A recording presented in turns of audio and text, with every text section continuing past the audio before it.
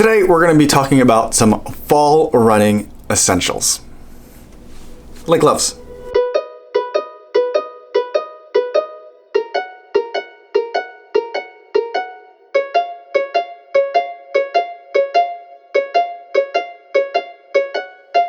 Make up your own rules as you go. Stay only true to what you know and who you are. And who you are. The road may be rough, you might not see the top, but winners don't quit and winners don't stop.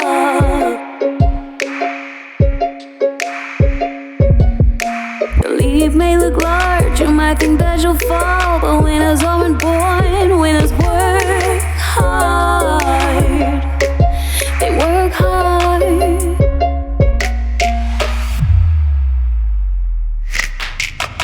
You can't win if you don't play. The game might be dirty, but it's okay. You can't win if you don't play.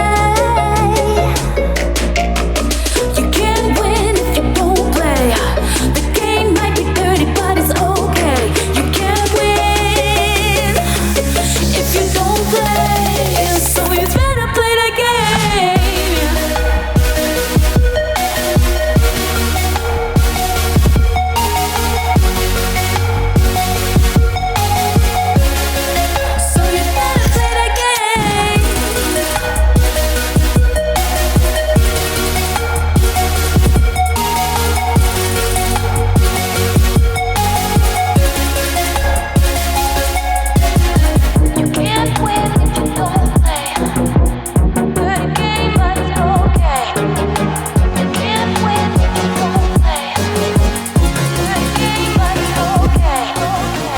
8.75 miles today, 8 minutes, 12 seconds per mile. A beautiful run along the lakefront in Chicago. Temperatures have dropped drastically even from just a week ago, and it definitely shows on the water. It's been really warm and the water temp is still really high, but the air on top got really cold. So when that cold air hit, smoke came off the water, and it was just amazing.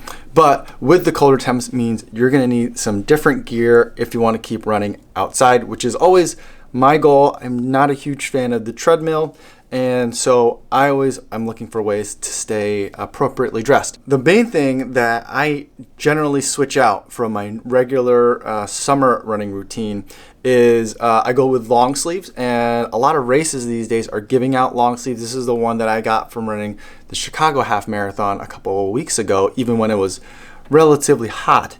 But they know that this is something that you're going to want to wear after the race into some of the fall months, and so they've given you a long sleeve.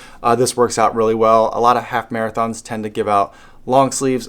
You usually have something from a race that you can wear if you've been running for a little bit of time.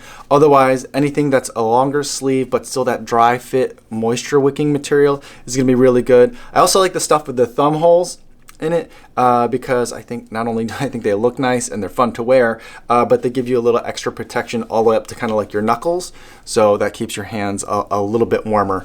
And I think that those kinds of shirts generally work into like the 50s. Once you start getting below the 50s, especially if it's early morning or later in the evening, then I'm going to really want gloves. And I have a couple of different kinds of gloves, thicker ones that I'll talk about more once we get into winter running temps.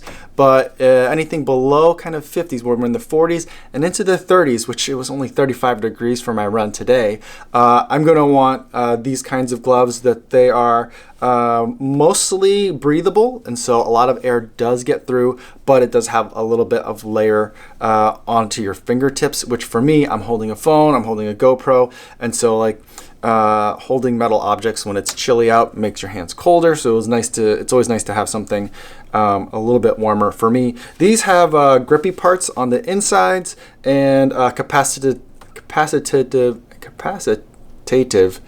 They let you touch your phone through here, and touches will transmit, and so that's nice. It's not super useful, but like if I'm looking at my phone, I can skip a track.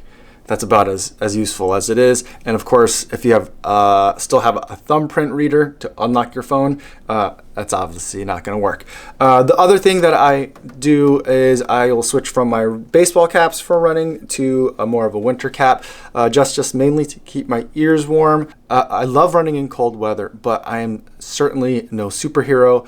I get colder than anybody. I'm usually like the first one to put on kind of colder weather gear, and I'm the last one to take it off once it starts getting warmer in the summer. Ears are a particularly sensitive spot for me, as are fingertips. And so those are the main things that I'm looking to keep covered as we get into fall. As far as bottoms go, you have a lot of different options depending on the temp. If we're talking about, high 40s, low 50s, I still will wear shorts with like a long sleeve layer on top, or maybe like a thin pullover. If we get a little bit colder than that, I might do shorts and like calf compression stockings or calf sleeves. I'm not really sure what they're called. And then if we get even colder than that, or in that same temperature range, I might do a pair of tights with shorts, my running shorts, just on top of them, mainly for the look and also for the functionality of having a couple extra pockets to put stuff in, like my keys and my key card to get into my building. And so layering is the name of the game. I'll put some links down in the description for products that I use, stuff that I like having this time of year that I think is going to work out for a lot of you guys that are in fall temperatures. I know a lot of you are watching from places where it just stays hot or it just stays cold, so you've already known this, or it's not relevant to you. But for a lot of you that do get a distinct 4 different seasons per year, hopefully this stuff is really going to help you out. The main name of the game here is you still want stuff that's going to be moisture wicking, not so much because it's breathable, but because if you get sweat on you and you've got colder air blowing against you, it's going to cool you down more than you need, so you don't want to get too wet. The kind of rule of thumb that I have for fall weather running, and also as we get into winter weather running, is you should be cold for the first like half mile or so. That means I think you're at the right level. If between like the half mile to first mile mark, then you're warm, then I think you've got like the right number of layers on. If you're hot or warm or like very comfortable at the beginning of the run, you're probably wearing too many layers, and so by the end of your run, you're going to be like soaked through a couple of layers of clothing, and that might lead to being really cold after your run, depending on how far you need to get from the end of your run to either your home or your car or wherever you're going.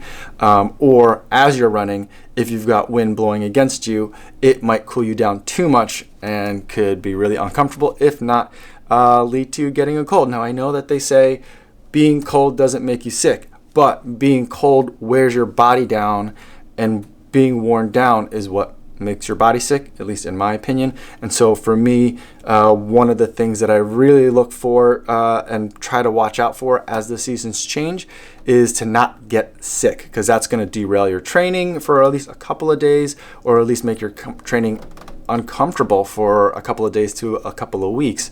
And so that's the main thing that I'm watching out for already. I can feel like maybe I have a sinus infection coming. So I'm feeling it, something that I'm watching out for. Hopefully you guys will be able to stay appropriately dressed, so that way your runs are comfortable and you can stay healthy and stay out there. One other thing that I will start switching to is something that I mentioned in yesterday's video, which is like a weatherized shoe. Now, I just started running in the Pegasus Shield. This is my 3rd Pegasus Shield that I've had. I've had the 33, the 34, and now the 35. It's an essential part of my fall weather running and even into winter weather running. The main difference between the Shield version and the regular Pegasus is that it's weatherized. And so the upper is no longer trying to be breathable. It's trying to be the opposite, which is keeping moisture locked either in or out. The temperatures are cooler, and so your foot, even if it gets a little hot, it's not going to be sweating. And so you don't have to worry about too much of the moisture building on the inside, because your main thing is trying to keep moisture and cold air out and keep that on the outside. Plus it has extra grip, so that way if things start to get slippery and or frosty or slushy, you still will have stable footing underneath. So those are my overall fall essentials. Let me know if you have any questions about any of the things that I mentioned today in the comments, or if you have any questions about fall running in general. I'd love to talk to you guys down there. Thank you so much for watching today's video, and I'll see you guys tomorrow. Yo, what's going on?